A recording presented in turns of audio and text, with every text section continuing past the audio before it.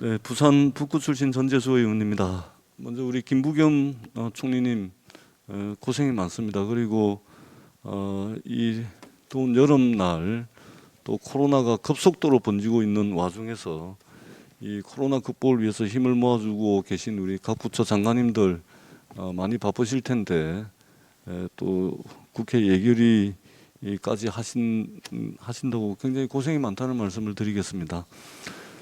뿐만 아니라 전 세계적으로 사회적 거리두기라든지 마스크 착용률에 있어서 압도적 세계 1등을 하고 계시는 우리 국민들께서 하루빨리 일상으로 복귀할 수 있도록 열심히 하고 계신데 더 열심히 해서 우리 국민들 이 힘들고 어려운 이 터널을 빨리 좀 지나칠 수 있도록 더 열심히 해주십사 하는 당부의 말씀도 아울러서 드립니다.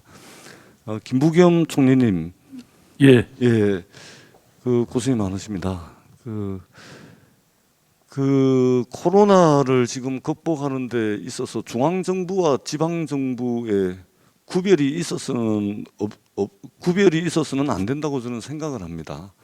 근데 일부 이제 지자체에서 조금 우려스러운 일들이 있습니다.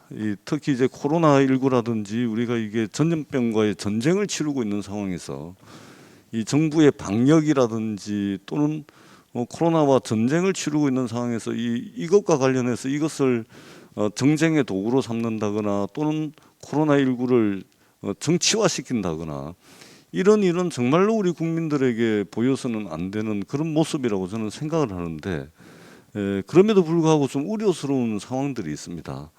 이게 그 오세훈 서울시장의 경우 이게 서울형 상생 방역을 취임하자마자 이제 실시를 했습니다. 이 부분에 대한 우리 총리님의 평가는 어떻습니까? 저도 최근에 왔기 때문에 오 시장께서 처음 취임 후에 하셨던 그런 방역의 성과가 어떻게 나타나는지는 잘 모릅니다만은 제가 보고 듣기로는 초기에 아마 선거 때 캠페인 과정에서 당신이 몇 가지 약속하셨던 그런 방식으로 시도를 해보았는데 그것이 조금 현장에서 잘 맞지 않는다는 판단이 들어서 그 다음부터는 이게 중앙 정부하고 함께 호흡을 잘 맞추어서 하고 있고 특히 이번에 거리두기 4단계에 있어서는 서울시도 지금 적극 협조하고 있습니다. 오세훈 시장께서 민간 실내체육시설의 영업 시간을 정부 지침인 10시에서 자정으로 이제 연장하는 것을 이제 시범 사업으로 했고요.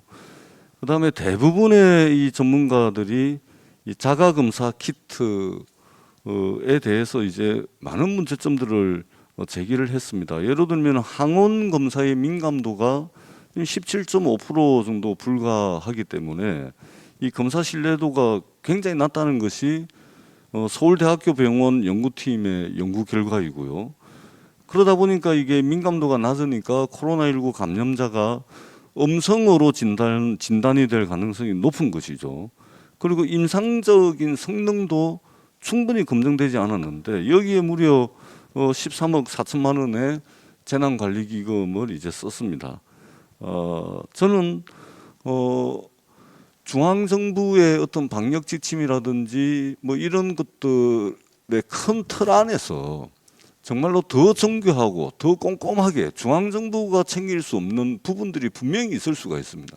그런 부분들을 찾아가지고 하는 것은 저는 이 힘을 모은다는 측면에서 충분히 이제 긍정적으로 봅니다만 이 정부의 말하자면 큰 틀의 이런 원칙과 좀 어긋나는 말하자면 어떻게 보자면 좀 튀는 이런 방역 행정을 하는 것은 저는 굉장히 문제가 있다고 봅니다. 부산만 하더라도요.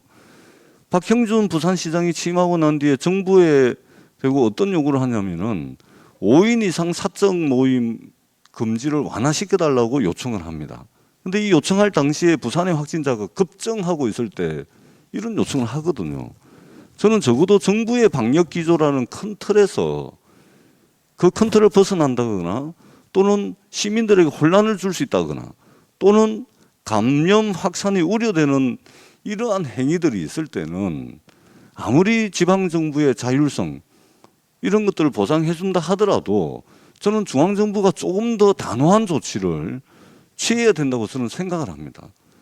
지금 그동안 가만히 있다가 지금 4차 대유행이 급속도로 지금 확산이 되니까 결국 그동안 중앙 정부가 지금 욕을 먹고 있고 막 그러고 있는데 거기에 호흡을 맞추지 않고 튀는 방역 대책을 별도로 진행했던 이 지방 정부에도 저는 굉장한 책임이 있다고 생각을 합니다.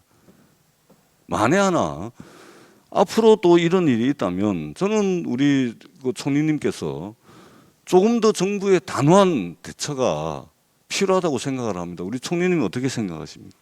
예, 의원님 뭐 일부는 좀 오해가 있을 수도 있겠습니다. 아까 의원님께서 지적하신 대로 자가 검사 키트 그 도입을 통한 좀 이 방역 체계의 좀 간소화 이런 걸 분명히 많은 이야기를 있었지만 또 전문가들은 그 정확성이 떨어지니까 함부로 할 게 못 된다 이래서 저희들도 보조적인 자료로만 사용해 달라고 했는데 방금 의원님께서 지적하신 대로 이 부분에 대해서는 성공적인 방역 대안이 못 된다라는 것은 뭐 결론이 난 것 같습니다.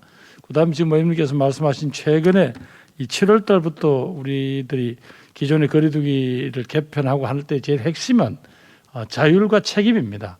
각 지자체한테 그만한 어떤 자율성을 줄 테니까 그 판단하시라라는 그런 권한을 줬는데 이 수도권이라는 건 의원님도 알다시피 하나의 지자체라기보다도 대한민국 전체의 또 축소판이고 여기에 많은 유동 인구가 있고 이러다 보니까 지금 이런 어려운 상황을 맞게 됐습니다. 따라서 수도권에 있어서는 지금 누구의 어떤 책임을 물을 단계라기보다도 중앙 정부와 지방 정부가 전부 혼신의 힘을 다해서 이걸 이제 극복을 해내야 되고요. 그러다 보니까 아마 부산도 또 대전도 제주도 자기들 스스로 먼저 우리가 거리두기 단계를 올리겠다라고 그렇게 제안을 해왔고 지금 다른 지자체들도 한 서너 세 군데를 빼고는 전부 다 오늘부터 거리두기 2단계로 상향한 걸로 압니다. 그래서 의원님께서 혹시 초반에 이 중앙 정부하고 지방 정부 사이에 조금 방역 대책에 있어서 불협화음이 있지 않았냐는 우려하시는 말씀은 잘 알겠습니다만 지금은 그럴 시간도 없다. 이건 확실하게 중앙 정부와 지방 정부가 힘 합쳐서 할 수밖에 없다라는 그런 상황에 놓여 있습니다. 의원님. 그거는 안심하셔도 되겠습니다. 예, 좋습니다.